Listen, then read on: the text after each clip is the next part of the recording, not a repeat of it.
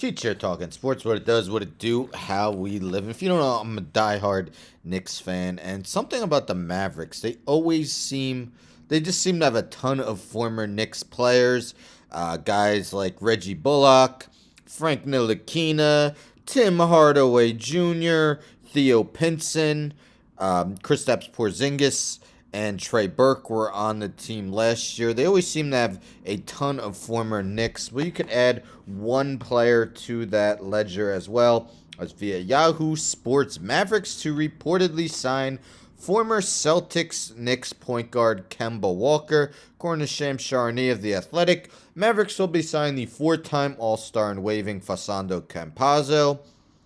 Past season was pretty tough. 32-year-old Walker. He did play with the Knicks. Unfortunately, they ended up sitting him out the rest of the season, basically sending him home. Not for anything he did, just that's the direction the Knicks decided to go. Last game he played was on February 16th, 2022. Walker is set to be part of the Mavericks, struggling team that lost 4 games in a row. 9 and 10 Mavs could use a boost, and Walker could be the one to provide it, but only if he finds his old form. If we took a look at his career numbers via Basketball Reference, we see that, let me just move it over. We see that his Knicks season was definitely one of his worst, probably his worst of his career. 4 straight All-Star teams. Had made one just in 2019-20, but the past season with the Knicks averaged just 11.6 points per game, career low. 3.5 assists per game, career low. 3 rebounds per game, career low.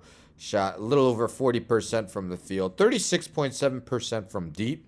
But he started off super hot and cooled down as the season went along.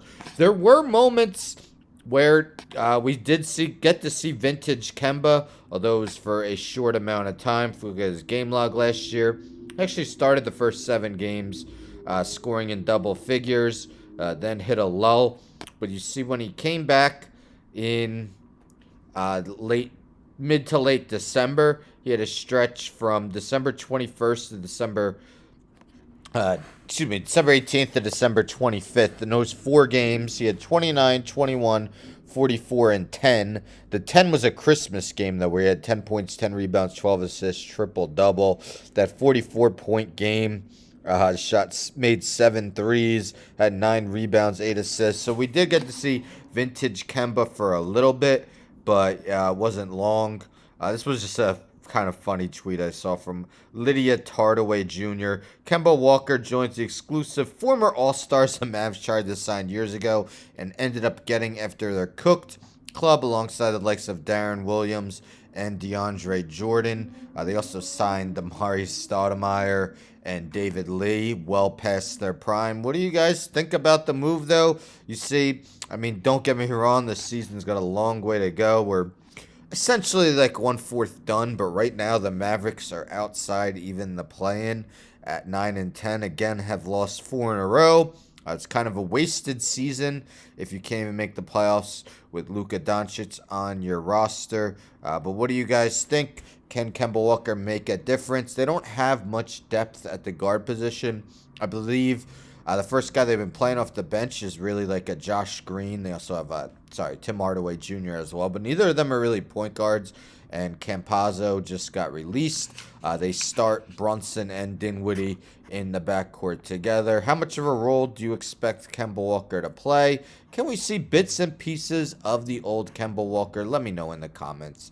Don't forget to subscribe. Tell a friend to tell a friend to tell a friend to subscribe. Like the video, share the video, hit the bell for notifications. I'm out.